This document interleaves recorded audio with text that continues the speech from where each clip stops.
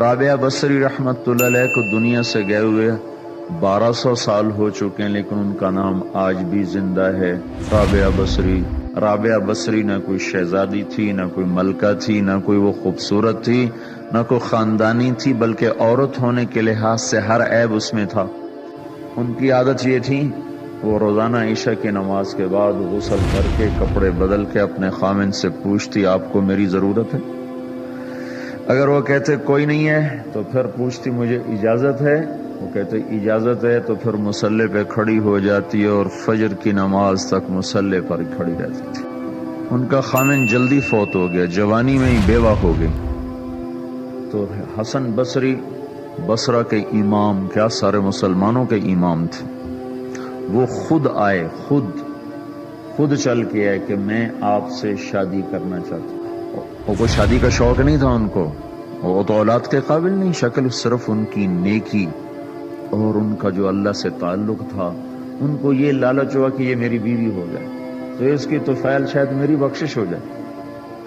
تو ان کے پاس آئے، کہنے لگے رابعہ میں آپ سے شادی کرنا چاہتا ہوں، خود پیغام لے کر آئے۔ تو انہوں نے فرمایا میری 4 باتوں کا جواب دے دو تو میں شادی کر لیتا ہوں۔ کہنے لگے کیا؟ کہ یہ بتاؤ میں جنتی ہوں کہ دوزخی ہوں؟ کہنے لگے یہ تو میں کچھ نہیں کہہ سکتا۔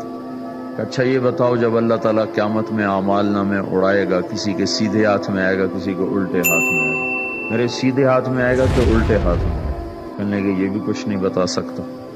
کہنے لگے اچھا یہ بتاؤ جب اللہ نیکیوں کو تولے گا، کسی کی نیکیاں بڑھ جائیں گی، کسی کے گناہ بڑھ جائیں گے، میرے گناہ زیادہ ہوں گے نیکیاں زیادہ ہوں گی؟ کہ یہ بھی نہیں بتا سکتا۔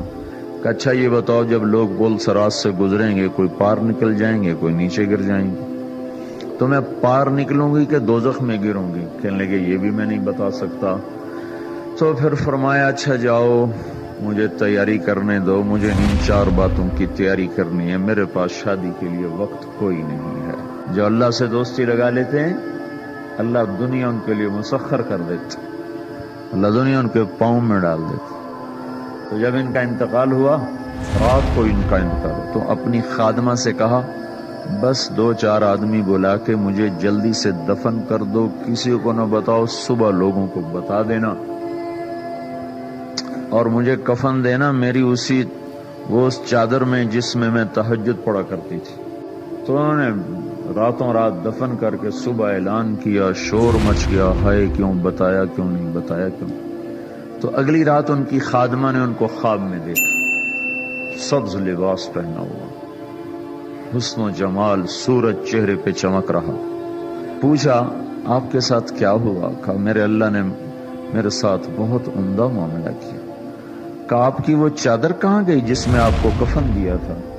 کہا وہ اللہ تعالیٰ نے اتار لی ہے اور مجھے جنت کا جوڑا پہنایا ہے، اور اس چادر کو اللہ نے سنبھال کے رکھا ہے، جب قیامت کے دن میری نیکیوں کو اللہ تولے گا تو اس چادر کو بھی اس میں تولے گا۔